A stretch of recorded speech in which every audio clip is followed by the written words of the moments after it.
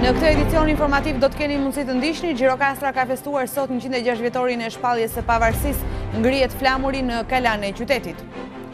Gjirokastra për fat të keq po humbet dita ditës madhështinë e saj, vlerat arkitekturore dhe banesat karakteristike po ikin qytetit një nga një çdo ditë. Ngjyrat e tatuazhit përmbajnë amina kancerogjene, dermatologët i japin alarmin.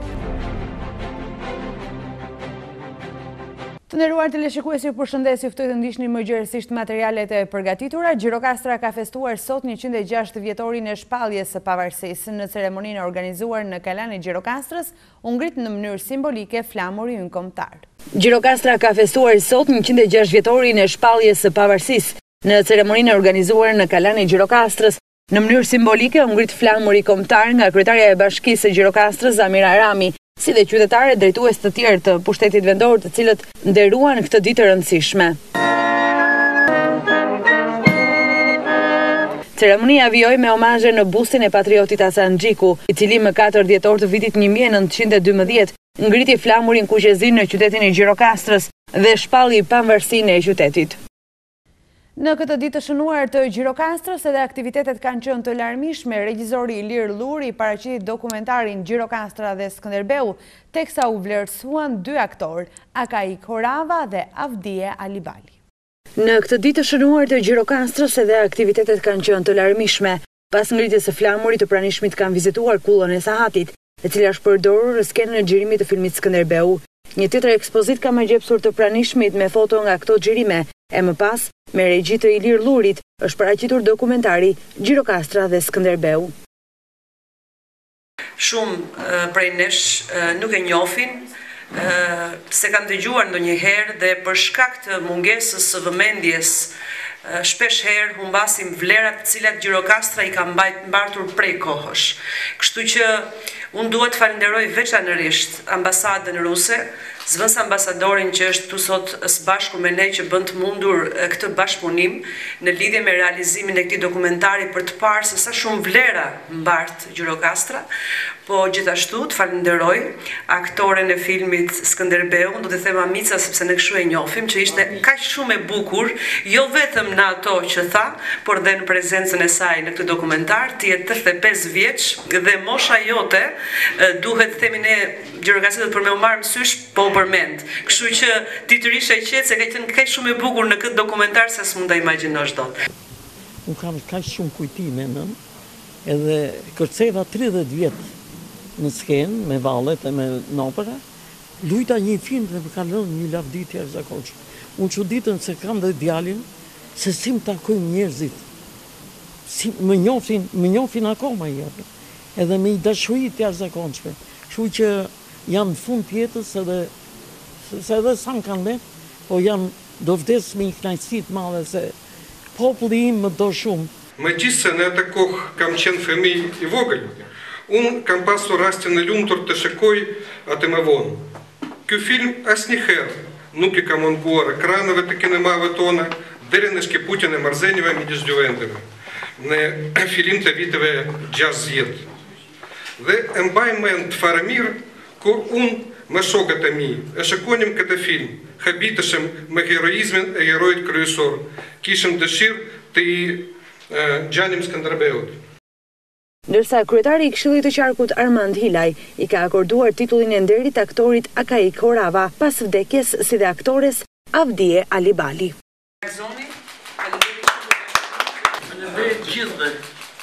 Këshilli i Qarkut Gjirokastër me motivacion i jep aktores të madhe, pra në emrin Amice që të njohim gjithë, me motivacion për interpretimin e shkëlqyer me brezgërënës të figurës Mamicës në filmin Skënderbeu. Atëherë jepet titulli Nderi i Qarkut zotit Akai Korava pas vdekjes me motivacionin për interpretimin e shkëlqyer të figurës herojit ton kombëtar Gjergj Kastriot Skënderbeut dhe ndërkombëtarizimin përmes artit filmik të historisë të lavdishme të popullit shqiptar. Sekretar Theodori Millo, kryetar Armand Hilaj. Qyteti muze në vendin tonë, Gjirokastra, për fat të keq po humbet dita ditës madhështinë e saj. Vlerat arkitekturore dhe banesat karakteristike po ikin qytetit një nga një çdo ditë. Banorët pohojnë se një pjesë e godinave që po shkojnë drejt rënimit janë të braktisura, ndërsa problem përbëjnë edhe certifikatat dhe problemet në tërësi të pronave të këtyre objekteve. Qyteti muze në vendin tonë, Gjirokastra, për fat të keq po humbet dita ditës madhështinë e saj. Vlerat arkitekturore dhe banesat karakteristike po ikin qytetit një nga një çdo ditë. Banesat karakteristike të ndodhura në lagjet e sipërme në zemër të qendrës muzeale janë sot tërësisht amortizuara. Banorët pohojnë se një pjesë e godinave që po shkojnë drejt të rënimit janë të braktisura, ndërsa problem përbëjnë edhe certifikatat e pronësisë dhe problemet në tërësi të pronave të këtyre objekteve. Këto dy banesa të ndodhura fare pranë shtëpisë së shkrimtarit Kadare në rrugën që mban të njëjtin emër janë kthyer në shqetësim kryesor të disa banesave fare pranë tyre. Rastet e çatis vazhdojnë të shkëputen dita ditës, duke u kthyer në rrezik serioz për jetën jo vetëm për familjen me 4 anëtarë të sëmurë që jeton aty pranë, por edhe për kalimtarët e shumtë në këtë pjesë të qytetit.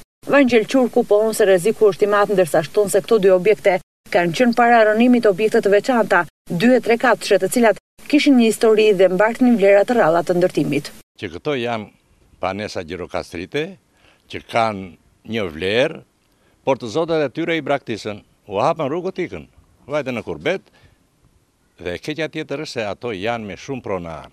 Nuk është një pronar që ti thuash, ajde nga veshi, rregulloj shpirtin, se ndryshe ta merr shteti.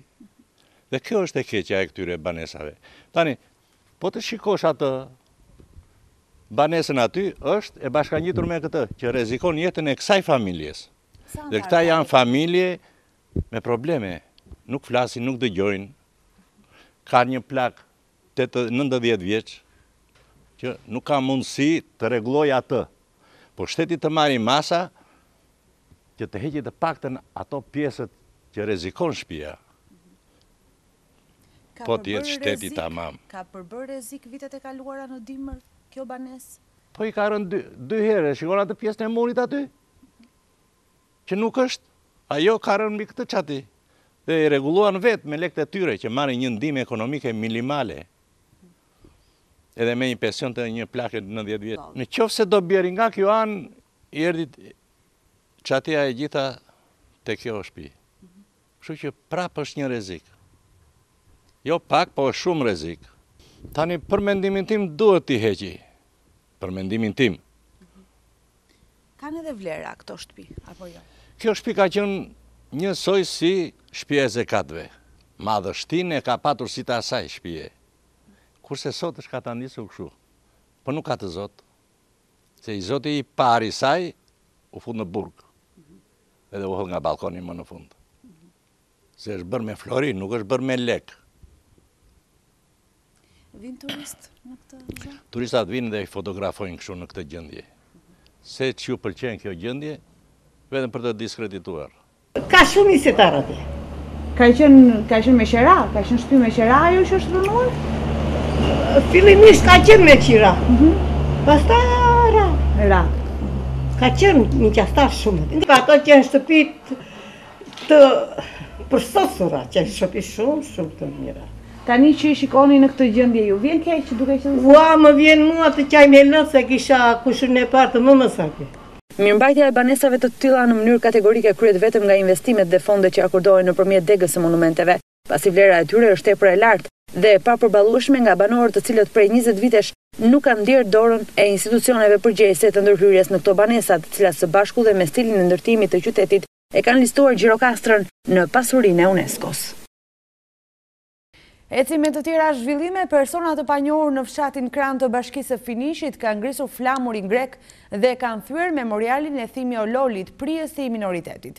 Kryetari i Partisë së Megës, Kristaq Kiço, tha se ky është një provokim i hapur që i bëhet minoritetit etnik grek, ndërsa Omonia e ka cilësuar si provokim të rëndë ngjarjen dhe ka shtuar se është nxitur nga motive raciste. Persona ende të panjohur mbrëmjen e së hënës rreth orës 18 në fshatin Krane, Bashkia e Finiq, kanë ngrisur flamurin grek dhe kanë thyer memorialin e Thimiololit, prijësi i minoritetit. Memoriali është ngritur rreth 7 vite më parë, ndërsa në mbishkrimin tek pllaka përkujtimore thuhet për pjesëmarrjen e tij në çlirimin e Maqedonisë greke nga pushtuesit bullgar. Policia e Sarandës, me të marrë njoftimi nga banorët të fshatit, ka shkuar menjëherë në vend ngjarje dhe ka nisur hetimet për të zbuluar autorët dhe zbardhur të vërtetën sepse ka ndodhur etër kjo. Kryetari i partisë Mega Kristaq Kiço tha se ky është një provokim i hapur që i bëhet minoritetit etnik grek.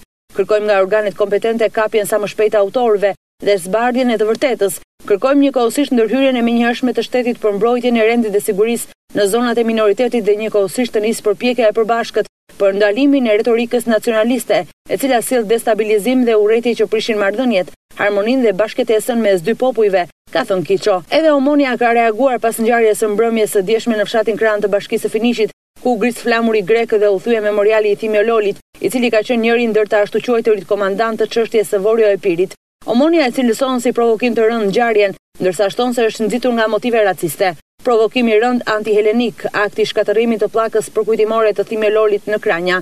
Emisionet raciste të MIM janë përgjegjësit moral. Nga çdo përpjekje është i dënueshëm akti i personave të panjohur që dje herët pas dite të nxitur nga motive raciste dhe antihelenike në sheshin qendror të fshatit Kran, me dhunë, hoqën dhe në vijim shkatëruan pllakën e mermert me portretin e luftëtarit të minoritetit etnik grek. Autoritetet lokale dhe Këshilli Bashkiak i zonës e ka për detyrë jo thjesht të këmbgul në dënimin e aktit të shkatërimit të memorialit, gjë që mund të kishte sjellë pasoja akoma më të rënda, nëse autorët do të kishin rënë në duart e banorëve të fshatit, por edhe të ndërmarrë menjëherë veprimet e nevojshme të rehabilitimit të zvendësimit të pllakës së dëmtuar, thuhet në reagimin e Omonias. Ngjyrat e tatuazhit përmbajnë amina kancerogjene dhe hidrokarbure policiklike. Në shumë raste, përbërësit dhe kimikatet në ambalazhin e bojrave nuk janë të etiketuara qartë. Për këtë arsye, dermatologët thonë se këto tatuazhe janë të rrezikshme. Moda e dizajnit në lëkurë mund të ketë efekte në shëndetin tonë. Ndjeshmëria ndaj diellit dhe alergjit janë efektet negative më të zakonshme.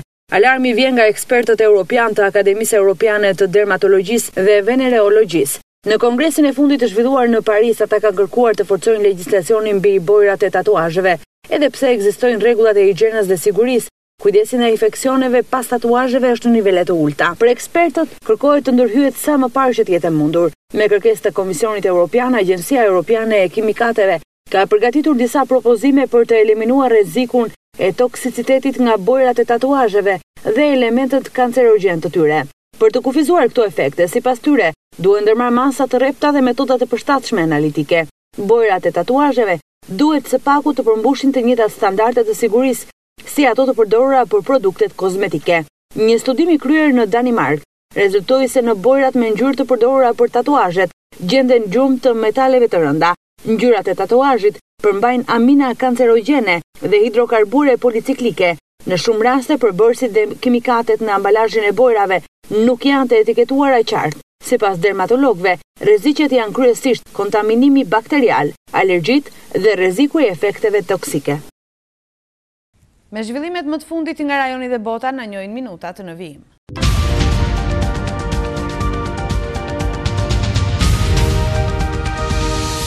Ndërsa Franca po përballet me një rritje të protestave të dhunshme ku kanë mbetur qindra policie demonstrues të plagosur, një video që tregon zyrtarët duke bërë një gest paqe është bërë virale. Në pamjet e publikuara në mediat sociale, një grup prej 10 policësh heqin kaskat e tyre ndërsa qëndronin pak metra larg një turme protestuesish.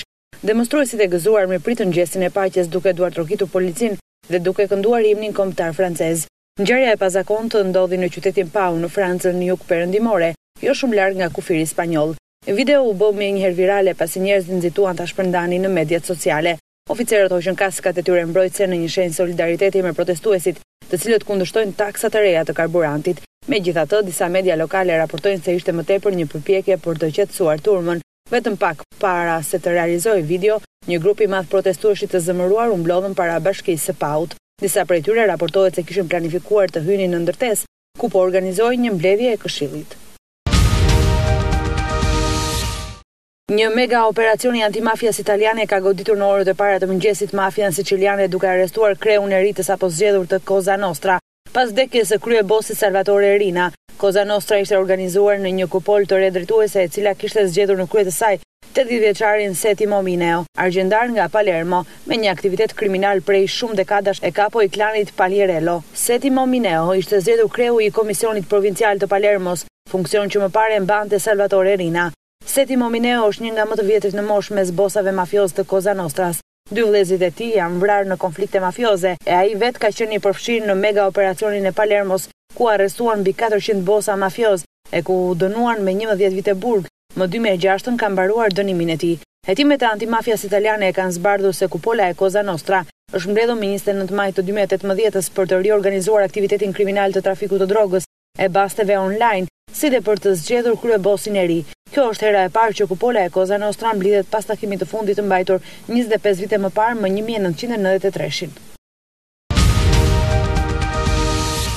Kryeministri francez Eduardo Philippe pritet që të njoftojë pezullimin e rritjes së taksës së karburantit. Lajmi është publikuar nga agjencia AFP duke i referuar burimeve qeveritare. Protestuesit nga lëvizja franceze e lekët e verdh janë tërhequr nga një takim me kryeministrin Eduard Philippe, të caktuar për ditën e sotme. Disa anëtar të lëvizjes thanë se kishin marrë kërcënime me vdekje nga protestuesit, duke i paralajmëruar ata të mos hynin në negociata me qeverinë. Lekët e verdh që prej mesit të nëntorit kanë protestuar për një taksë të diskutueshme të karburantit, por protestat tani pasqyrojnë zemërimin më të përhapur në qeveri.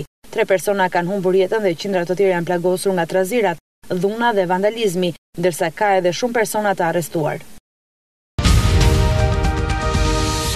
Qeveria e ardhshme e Luksemburgut dal nga zgjedhjet e Dhjetorit pritet të legalizojë kanabisin për efekte mjekësore.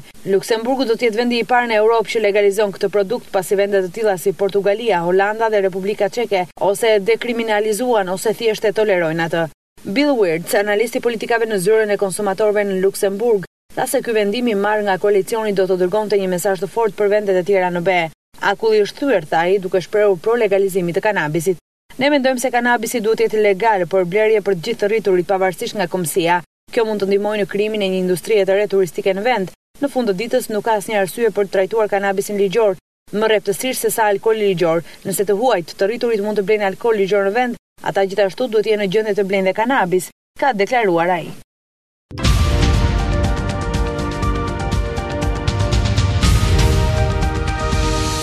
Të nderuar teleshikues, ka qenë gjithçka e përgatitur për këtë edicion informativ. Unë ju falenderoj për vëmendjen, bashkë mirupafshim.